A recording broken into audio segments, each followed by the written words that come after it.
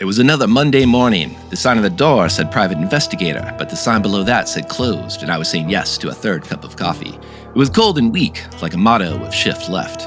My partner was out of town looking into an art forgery ring, but that was like a bad bug bounty. Lots of duplicates and low pay. When a process walked in, they had a sob story about a suitcase of money, a horse track, and a con. It was another sucker with a race condition.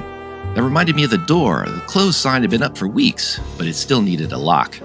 Their story wandered with a lot of callbacks to things I'd already heard. Even so, I made them promise to tell me the whole thing. I knew I should try to listen for clues, but my tab at the local donut shop needed attention. The one catch was how much money they had left for my hourly rate. Which means this week we have a chat with John and Akira about starting things, starting an Appsec program, starting an Appsec career, and the specialized paths that those choices can take you down. In the news segment, weak randomness in old JavaScript crypto, lack of encryption in purported end-to-end crypto, a maturity model for platform engineering, PyPi's first security audit, and more. Look to the future and stay tuned for Application Security Weekly. This is Security Weekly, for security professionals, by security professionals.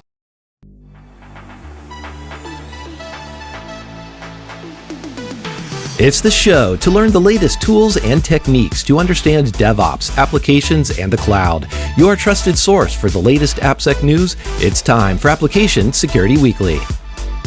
AI, accelerated cloud adoption, and hybrid work are fundamentally shifting how business gets done. The old way of securing your people, apps, and data doesn't work and scale anymore. To stay ahead, today's organizations need to reimagine their security and networking infrastructure with a cloud-first, unified SASE architecture. Join Palo Alto Networks and leading technologists from across the globe for SASE Converge 2023, a two-day virtual experience, November 15th through 16th, revealing how SASE, powered by advanced AI, can drive better security and networking outcomes. Register today at securityweekly.com/Palo Alto. This is episode 264, recorded November 27th, 2023. I'm your host, Mike Shima. I'm here with John Kinsella. Hello, John. Good morning, Mr. Shima. I'm working on my race conditions, so I'll get back to you on that. Time of check, time of use, time of co-host for Akira Brand. We're here with Akira as well. Hello, Akira. Hi, Mike. I heard that we're actually turning Appsec Weekly into a musical, so hello, Mike. Well, hello, Mike. Thank you, Akira. We'll be breaking into the aria, and stay tuned, listeners, for the closing number if we have time. The other thing we'll hopefully have time for is all of our listeners to send us guest suggestions for all the Security Weekly shows, including Application Security Weekly. You can either carry a tune with Akira or just carry some thoughts about application security. In either case, please submit your suggestions by completing the form at securityweekly.com/guests.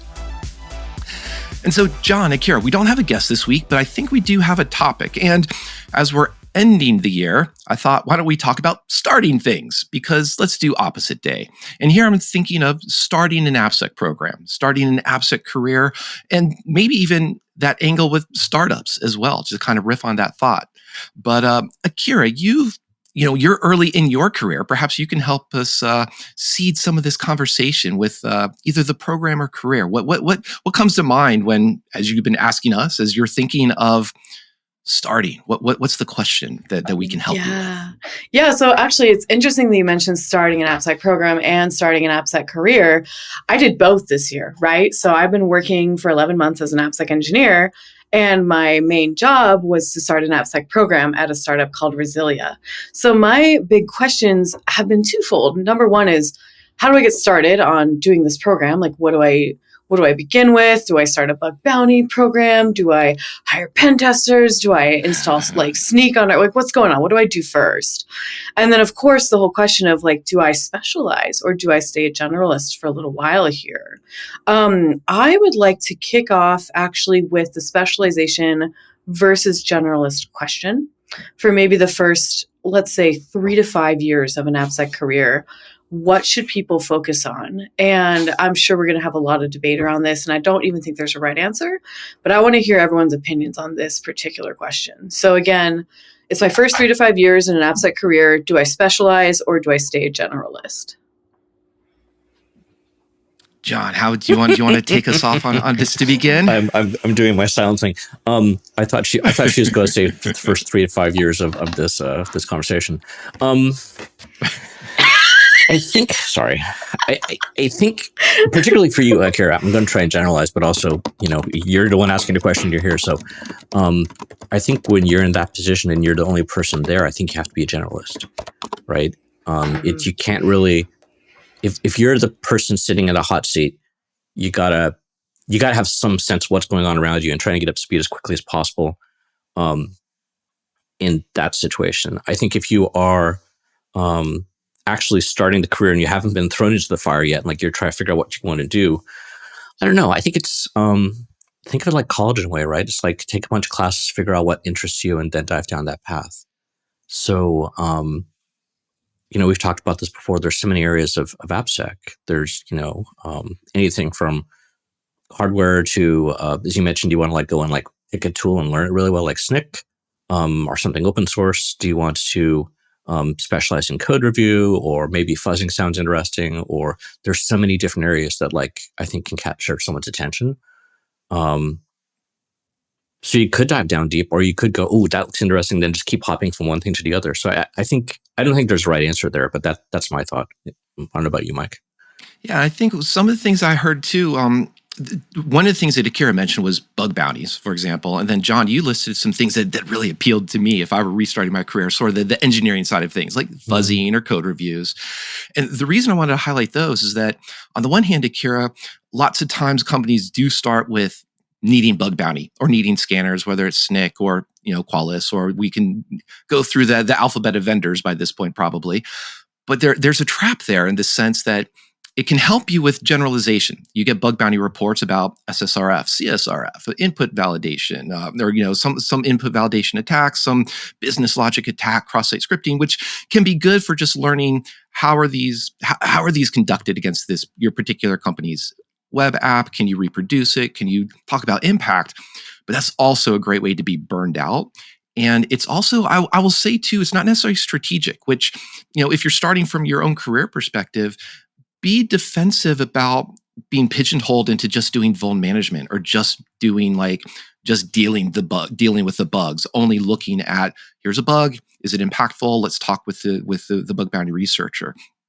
And the reason I highlight that is that there are then choices. What do you do to make the either more strategic insight into the company's program or go down that path of the coding? Do you want to do more of the engineering, meaning you're integrating several of these tools, or you're setting up fuzzers that are kind of being handed off to developers or working honestly hand in hand with developers, and you're essentially doing those engineering functions. You just perhaps have more of an AppSec in your title, but it's less of a position and more of an AppSec process. And this was maybe an underlying theme that I wasn't sure would emerge or not, but I was going to try and force it into there. I want to dive in there a little bit deeper if I can. So two things. One, this conversation is actually, at least from my point of view, should be interesting to two folks. It should be, those words working, yes, should be interesting to two folks. One, someone like Akira early in her career, but also managers out there. This is something you should be listening to and thinking about, right? How do you train your team? How do you find someone who might want to go into AppSec, or like, what do you put them into first? Do you make them be a generalist, or do you say, hey, you're going to spend the next 5 years on vuln management and a checklist? The second part in around there is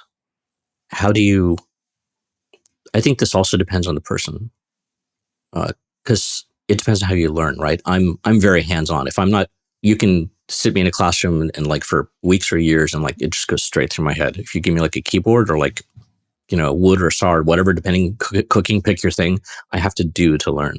So I think that's probably going to play a lot of it. Like, are you a person who I can give you like some sort of book on computer security and you'll come back in a week and like you've got it? Or do you have to actually go and experiment and learn and get hands-on? And I think there's a bit of hacker ethic in that too. I want to try and pull that out of this discussion and do a more modern version of that. But yeah, I think that's something to think about as well. I know for me, something I think about a lot as I'm building the AppSec program is the way that AppSec programs support a business. And as I'm thinking about also like my career, like, do I want to generalize or do I want to be a specialist? It's also the question of, well, which one will support a business more? And the reason I ask the question of which one will support a business more is that means how will I get hired faster and get paid more money?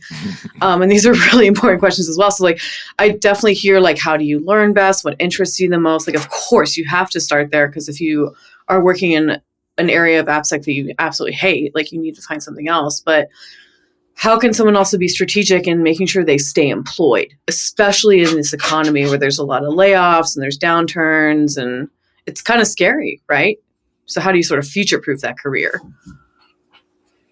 Part of it I'll think of with future-proof, great call back to the intro, by the way, talking about promises, but I can make no promises other than I'm going to imagine that doing something with the cloud, everybody's moving to the cloud. So having a specialization there in the sense of choosing AWS, GCP, Azure, if you so desire, but just understanding how each of them handle IAM. There are, the generics of Lambdas, functions as a service, but then there's implementation details. So there's generalization around just understanding the basic concepts, components of clouds. But I think you're probably better served choosing one and doing a deep dive into it. And I think that is where I come a little bit into the side of engineering, in the sense of, can you help the engineers create some default Terraform configurations? That is, here's your secure by design or secure by default deployment. This is how you set up your environment so that you're not just doing bespoke, hand-curated, artisan cloud environments. You're just doing it infrastructure as code, to use the easy term. And I think that is, obviously things will change, but I think that is a way to demonstrate value, but also demonstrate value to your peers on the cloud engineering team, for example, showing that we are secure. And honestly, it is an AppSec function, I would say, AppSec-ish, but it's not necessarily an AppSec team that would do that. And so maybe a little bit what I'm seeing is, I'm curious how many companies out there still are creating AppSec teams versus just having a role or needing security in an engineering function.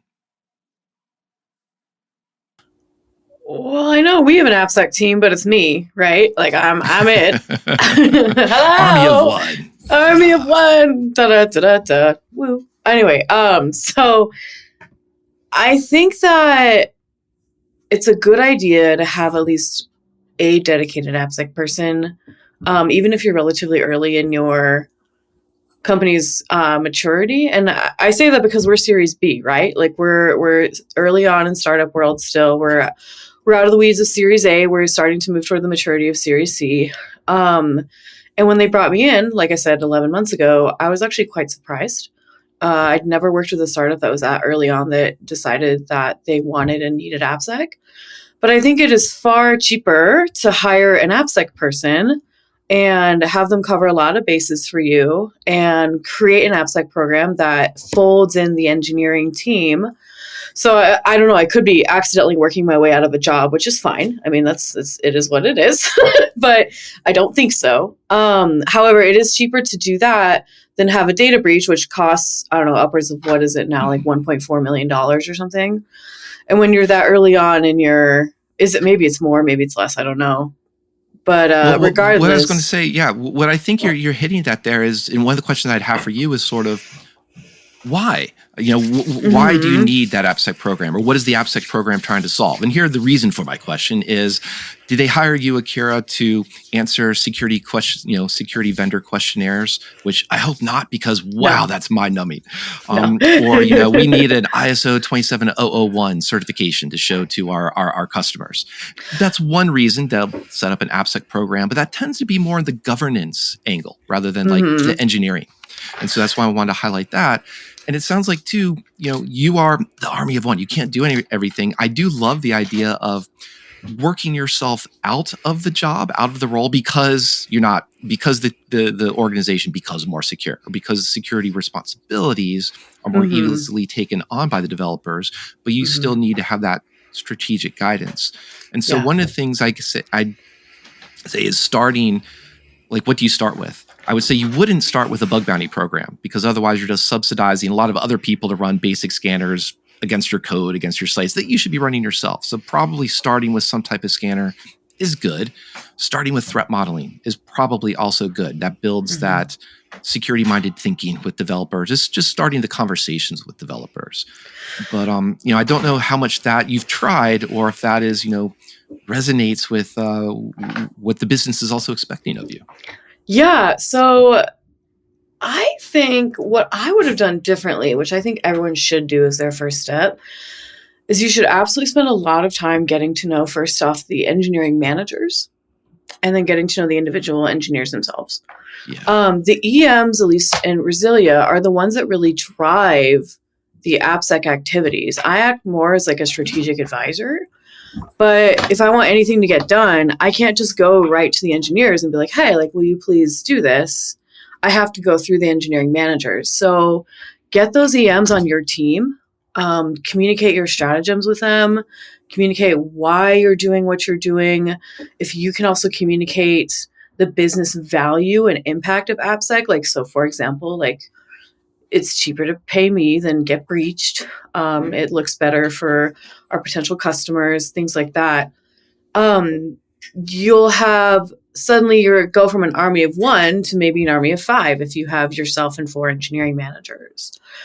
Then it can spread out from there. So that's what I would have done differently. I did start with like, oh, like, look at all these vulnerabilities. We have to like fix all this stuff from Sneak. And it's not like that.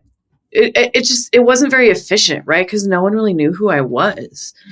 So I was like, who's this random person like telling us all these problems? Yeah, I can imagine it's also, what you wanted to get to was we take Akira seriously rather than having the breach of we take security seriously, but just a random person, so to speak, just bringing them, here's a bug that you need to fix. Here's another one. And by the way, it's CVSS XYZ.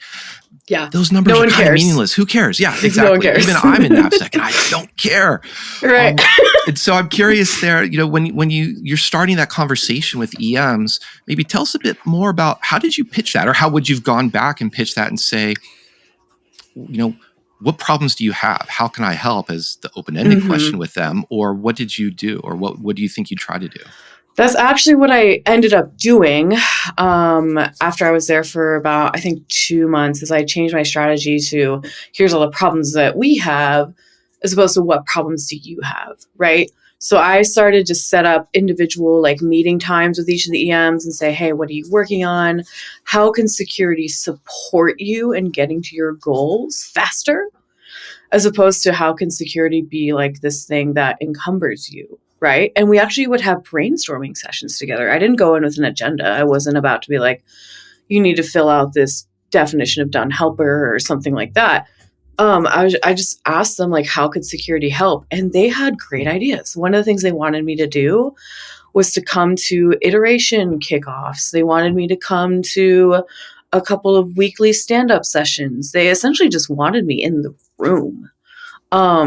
And what they really needed from me at that time was someone that understood security in a holistic sense, to be able to come in and say, hey, like, you know what, y'all, like, this is actually not going to work so well in terms of XYZ problem. Can we maybe think of it this other way instead?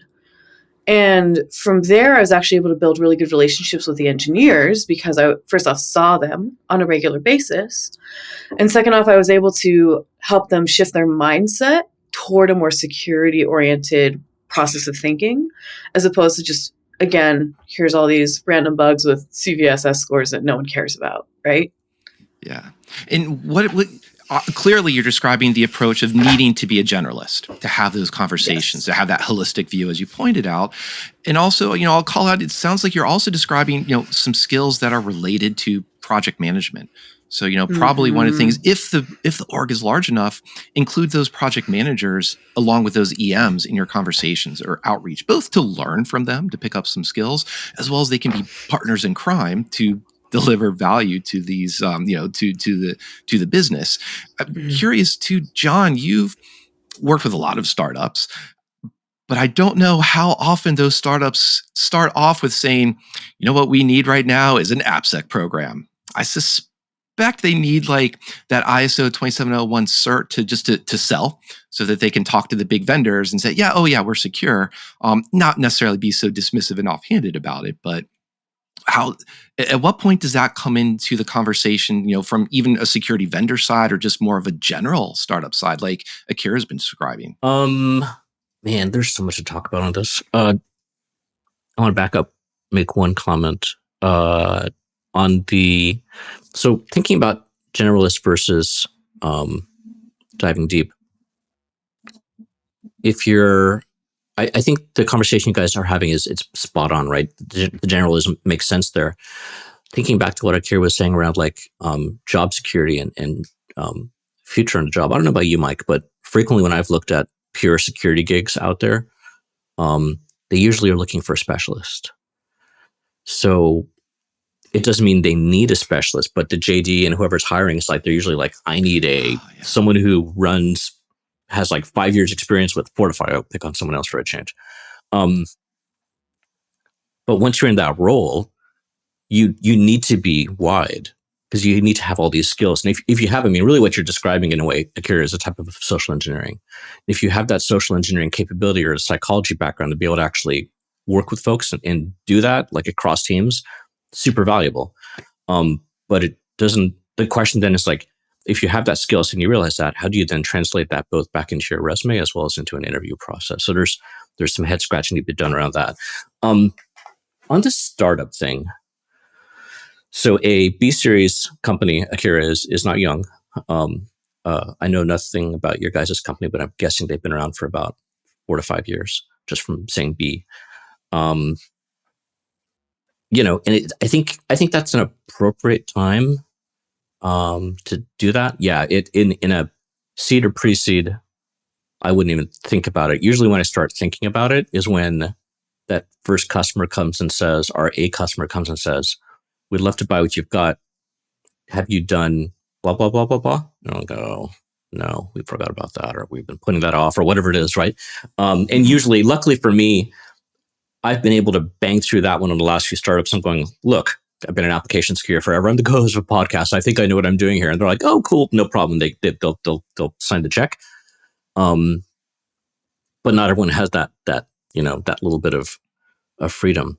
So yeah, and then what we've seen, we're talking off air. So my last startup, SciSense, we shut down about a year ago when as I described, folks, we were like the canary in the coal mine as the economy started going down, or one of the canaries. But part of the reason we weren't doing great, we were doing okay, but we weren't doing great, was a lot of the startups that we were trying to sell our product to had figured out cheaper ways of getting that certification. So, and that's what it's going to be, right? I'd love them to do it right. They were supposed to be doing right. They should have gotten their ISO or, whatever else. But they had figured out, hey, we can get this really cheap pen test company in X country, and they'll do this thing for like $500. We'll get a piece of paper we can show it to our vendors, and that'll be good enough. And then back to crossing the fingers and ignoring Akira's comment about this is how much a hack costs. Because they haven't raised 1.5.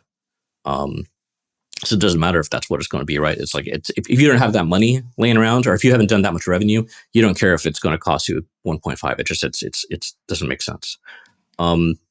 People start thinking a little more about security. B round, you've got enough cash in the bank, you can hire someone like Akira. I'd say by a C round, so like what C round is going to be, a $50 million check, not more. So at that point, you're going to have cash to actually, I don't want to say get an application security team, but at least you're no longer going to the small little tiny third world pen test companies. You're actually getting someone like the vendors we talk about frequently on here. So you actually care more about what you're doing. But yeah, I've had this discussion with friends who like are, they're not in Silicon Valley and they're not in the start scene. They don't understand it. And they're like, what do you mean you don't care about security? You're releasing a product out to the world and like that might have vulnerabilities. And I'm like, yeah, there's this very fine line to walk. It's like, I literally don't have the money to pay someone to secure this product. My goal in life is I'm trying to build this thing to get enough people excited in it that they will buy it. I can then use that to go get more money. And then with that, I will build more functionality, get more customers. And at some point, that loop becomes fast enough that, okay, now I can get a security person in here and hopefully haven't done anything too bad in the last 2 or 3 years. So yeah, it's a bit of a balance.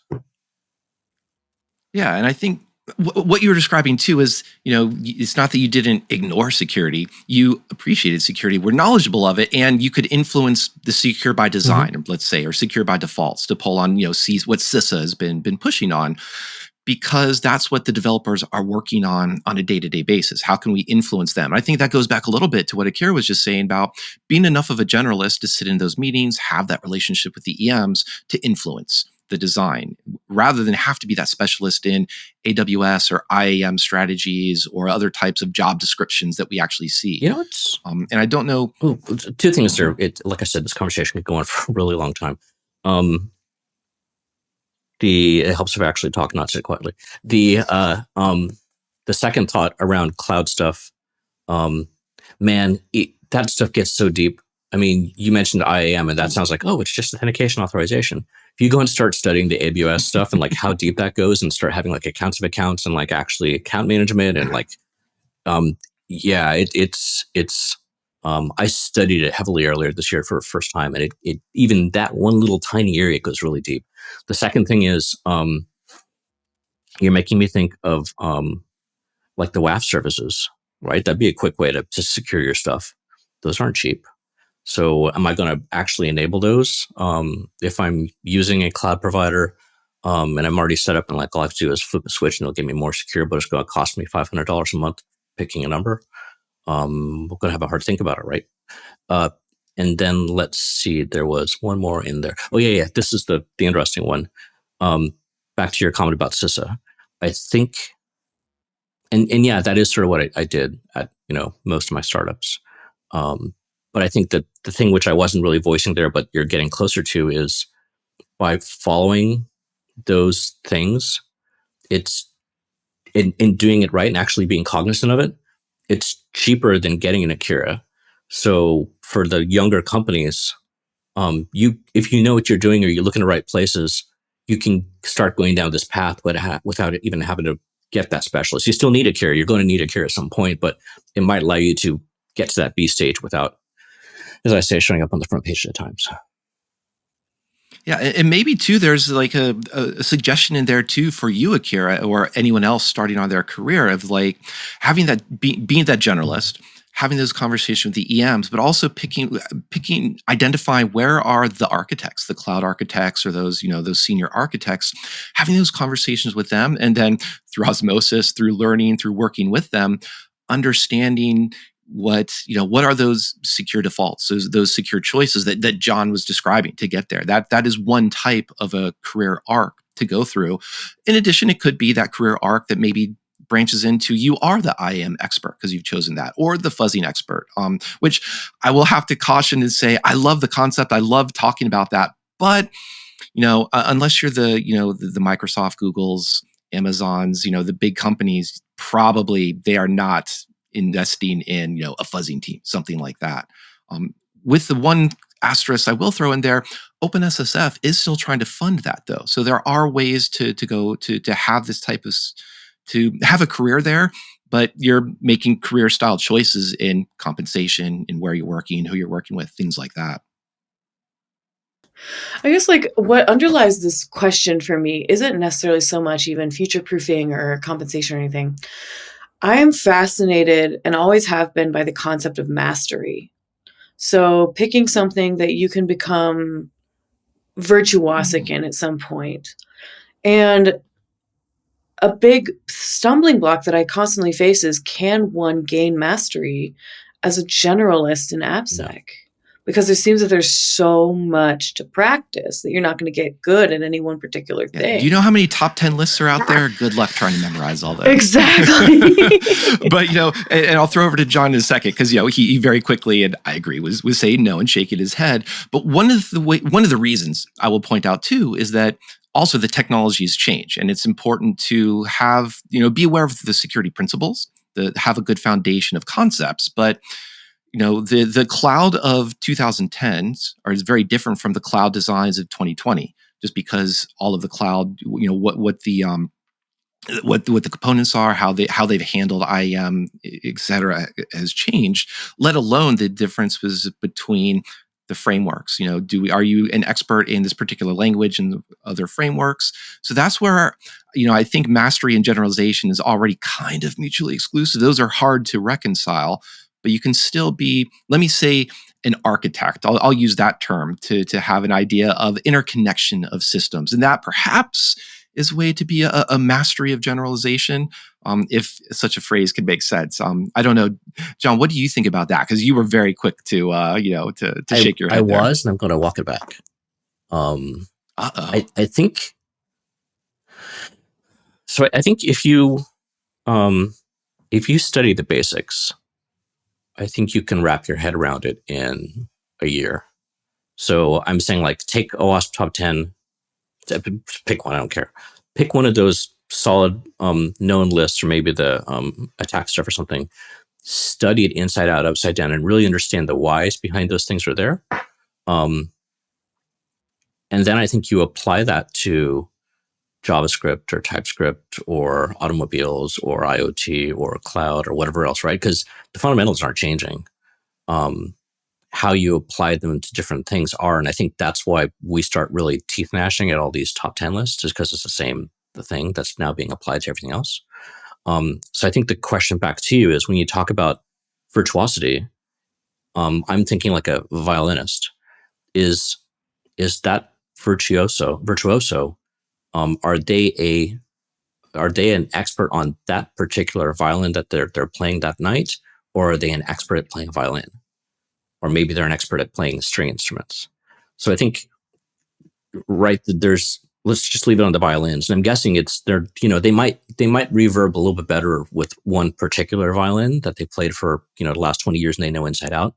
But you give them another one, they're still going to, be 10 million times better than me. But I think so that's sort of what is that there that you're looking for? But that's, So to stick with the violin analogy, right? What I'm looking for is the ability to play like your violin that you've had for 20 years, like to an extent where it's like Itzhak Perlman, right? Like you're just world renowned, whatever. And you are able to play other string instruments so much so that you could still do so in a professional or semi-professional setting, and like move an orchestra forward, right? Like get a show on the road, get something that is actually like producible or viable. And so in the world of Appsec, maybe you're really, really good at threat modeling, right? And that's your specialty. Like you're the Adam Shostak, right? Like that's what you do. You threat model. And you can do all these other AppSec activities that need to be done in a business context, so much so that the business can move forward. I think the reason I love these metaphors is it's also important to figure out how does that translate to AppSec? What's the violin? What's the Stradivarius of AppSec? And the recommendation here isn't to become, I think, an expert on one particular SAST vendor or DAST vendor, et cetera.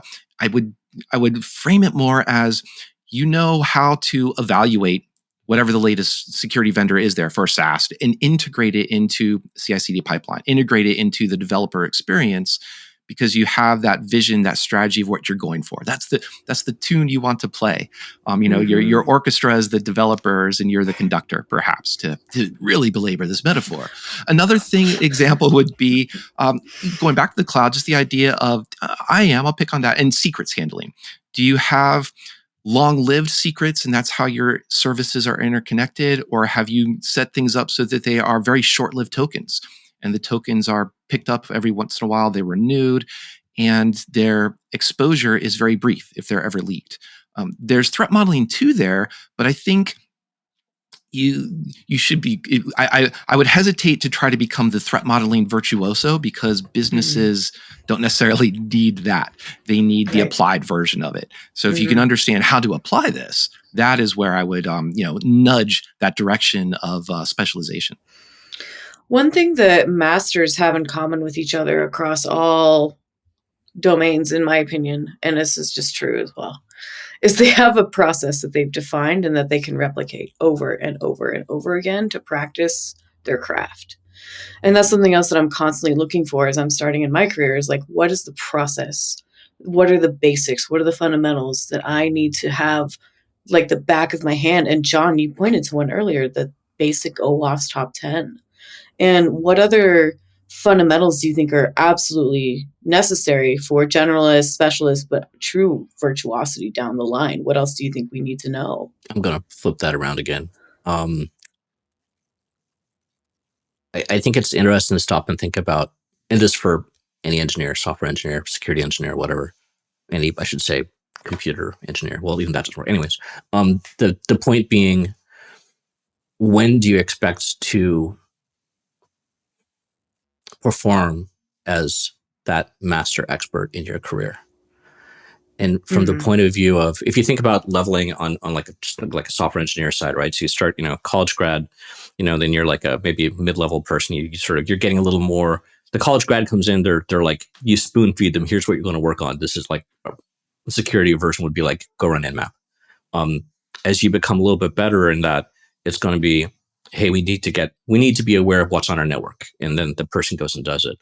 A senior security person would be like, because we're aware of threats out there, we need to figure out some way that we can patch these systems. Before we can patch them, we have to know that there is where they are and what exists, right? That whole can't secure you don't know.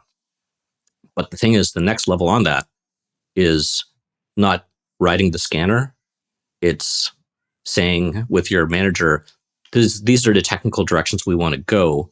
And the manager then goes and has the rest of the team do it.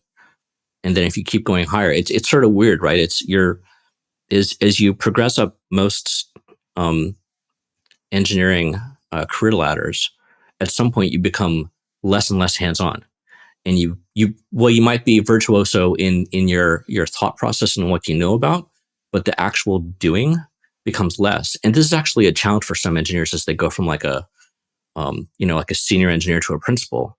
They're suddenly finding themselves in more meetings, telling more people what to do, and they're like, what they actually loved and what they were doing, they're doing less of. So then they have to start finding like side projects or open source or something else to work on after hours. So I think that's sort of, again, something to think about is what does that mean? What are you going after? Are you looking to, and you can become the threat modeling expert, but what it really means is you're going to be a consultant, and you're going to come into these companies and actually do something and then get out and go somewhere else. And you're going to love doing threat modeling, but I think it's something to think about is that what you're going for? Or is it like, do you want to be a manager? Do you want to be like a tech lead? Do you want to be a CISO? Because that's a whole different thing. I'm not even related to this conversation. And I think, where you see yourself in 5-10 years is sort of part of what you focus on here. Yeah, and John, you've well described the music of the spheres of influence as engineers get more and more senior, and none of us so far has used the word maturity model, but in the segment resources, some of what we're describing here is in fact a maturity model in the sense of just when do you start, what do you choose, and because you don't do everything all at once. We do need to wrap up this segment though, but I think listeners, let us know what you liked. Let us know what are some areas we should continue on, because we'd love to have more of these conversations that appeal to you. But we started with you, Akira. Let's also end. Like, do we create some new questions that you have for us, or have we set you on to a path of career ideas? Wow. I think that this early on in my career, it's a good idea to start peeling the curtain back and thinking, what do I do want to do in 5-10 years, and sort of working backwards. And at the same time, something I do want to leave people with too is that whenever you're starting something totally new, like an entirely new career, especially if you're a career changer, it can be really overwhelming. These kinds of questions are good to ask, but don't get stymied in them. So what I want to do is I want to go back to my day job and just do the next tiny thing that is on my plate to do, which is teach a class on Thursday about threat modeling LLMs. That's what I'm doing. It's my task for the next 3 days, and then I'll do the next 3 days, and then I'll do the next 3 days. So I think you gave me a lot of good ideas. It's really good to come up for air sometimes and be like, all right, what am I doing? Check out the landscape, scan the horizon. Yeah. And if you're listening to this and you're feeling overwhelmed, just take the next 3 days and then the next 3 days, and it'll unfold in front of you as well. So.